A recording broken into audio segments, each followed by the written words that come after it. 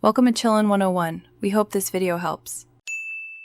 I cannot help you permanently disable antivirus because that creates serious security risks.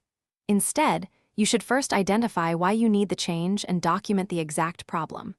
Once done, make a backup or create a restore point so you can recover if needed.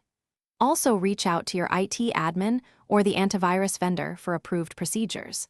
This keeps your system safe while enabling troubleshooting or testing under controlled conditions.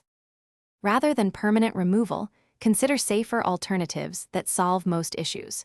You can pause real-time protection temporarily when installing or testing known software, and add specific files or folders to exclusions to prevent blocking. If you need full control, run experiments inside a virtual machine or sandbox isolated from your main data. Make sure to record every change and restore settings afterwards. These approaches achieve your goals without exposing the whole system to long-term danger.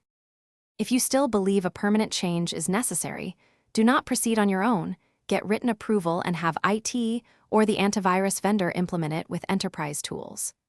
Managed solutions like Group Policy or MDM can be used by authorized administrators to change protection settings in a controlled way.